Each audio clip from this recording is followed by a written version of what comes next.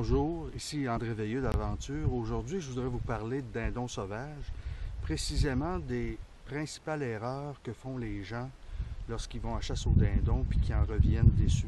Souvent, c'était prometteur, il y avait du dindon sur leur terre, ils étaient à peu près certains de pouvoir tuer. Alors, c'est déjà la première erreur. La première erreur, c'est qu'au dindon, il ne faut jamais être sûr de rien.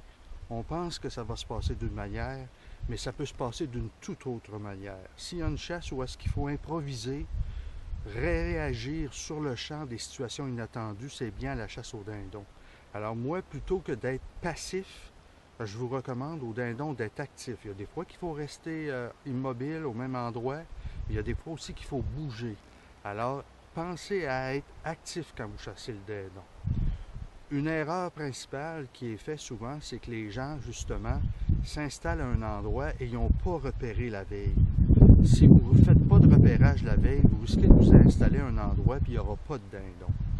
Alors, 90% de la chasse, ça se fait la veille en ayant repéré les dindons. Vous pouvez les repérer de deux manières. Il y a des gens qui les repèrent de façon sonore, en appelant le soir. Ça peut être avec un call de yelp, ça peut être avec le cri du coyote, du hibou, de la corneille. Ils vont les faire répondre quand c'est à la brenante qu'ils sont perchés, à la noirceur, alors ils vont savoir où est-ce qu'ils sont.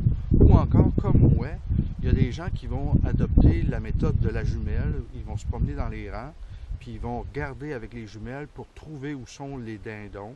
Bien entendu, il faut avoir la permission de chasser sur ces terres-là, mais l'idée, c'est de les repérer visuellement à l'aide de jumelles et autant que possible, rester là jusqu'à temps qu'ils se perchent. Parce que si vous les repérez, mettons à 6 heures le soir, ils se perchent vers 7h30. Alors, entre 6h et 7h30, ils peuvent avoir fait beaucoup de chemin, puis vous risquez le lendemain matin de vous installer, puis vous ne serez pas au bon endroit, vous serez peut-être trop loin ou juste au-dessus d'eux. Alors, il faut vraiment autant que possible localiser où est-ce qu'ils montent dans l'arbre. Si vous avez fait ça, je vous le dis, c'est 90% de votre chasse parce que le lendemain matin, si vous approchez de façon silencieuse puis de façon tout à fait furtive, à pas plus que 300-400 pieds d'eux autres, quand ils vont descendre de l'arbre, ils vont probablement venir vous voir à vos appelants. Si vous n'avez pas localisé, ben c'est un coup de dé. Une autre erreur que les gens font aussi, c'est une fois installés, ils vont caler toute la matinée de la même manière. Ils vont avoir, par exemple, une pierre, ils vont caler avec leur pierre tout le temps, ou ils vont avoir une boîte, ils vont caler avec leur boîte tout le temps. C'est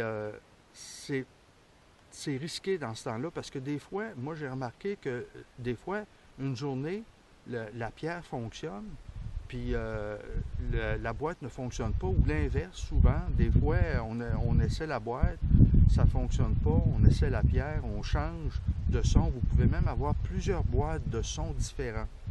Alors, changez les sons, variez. Parce qu'à un moment donné, c'est bizarre, mais tout à coup, vous allez avoir une sonorité, puis là, vous allez voir qu'ils réagissent, s'en viennent vers vous. Vous allez changer de sonorité, ils vont devenir froids. Alors, changez la peau que vous utilisez, changez le type de call si vous voyez que vous n'avez pas de réaction, ça peut les provoquer puis faire toute la différence. Une autre erreur aussi que les gens font, c'est par exemple quand ils se lèvent de leur spot, là, où ils sont installés avec leur appelant, pour aller ailleurs parce qu'ils n'ont pas de réponse, ils supposent que parce qu'il n'y a pas de réponse, il n'y a pas de dindon. Ben, par exemple, ce matin, là, j'ai tué ce Jake-là, j'ai entendu aucune réponse ce matin, ni en me rendant sur la terre, ni en m'installant, ni en appelant. Ils sont venus, il y était 3, 2 femelles et le Jake, aucun son. C'est un peu comme à l'orignal. Oui, ça répond, mais des fois, pour des raisons qu'on ignore, ça ne répond pas. Alors, ce que ça veut dire, c'est que quand vous décidez de vous lever pour vous en aller, là, ne vous levez pas d'un coup sec. Levez-vous très progressivement, prenez vos jumelles, regardez tout autour.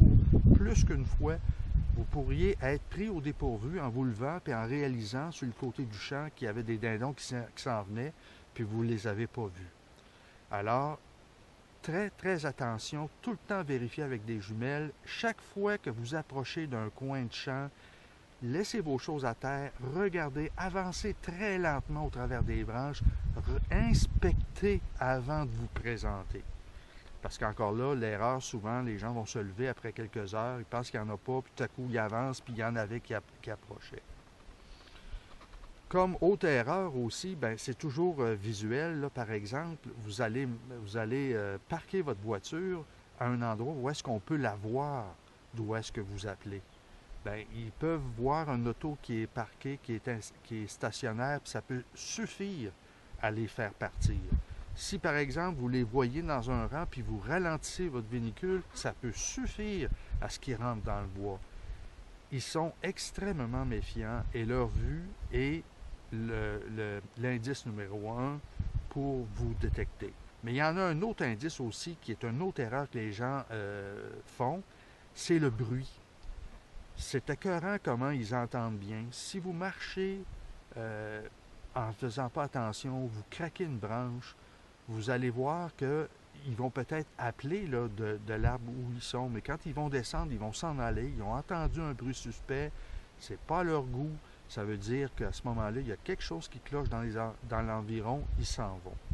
Moi, une fois, j'ai voulu avancer, là, faire une vingtaine de pieds dans des framboisiers avant de m'installer. Ben ça m'a coûté de les entendre toute la matinée sans jamais être capable d'en avoir un près de moi.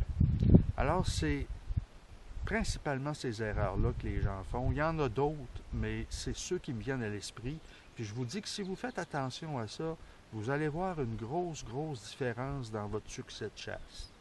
Alors ici André Veilleux pour Aventure, qui vous souhaite une bonne saison.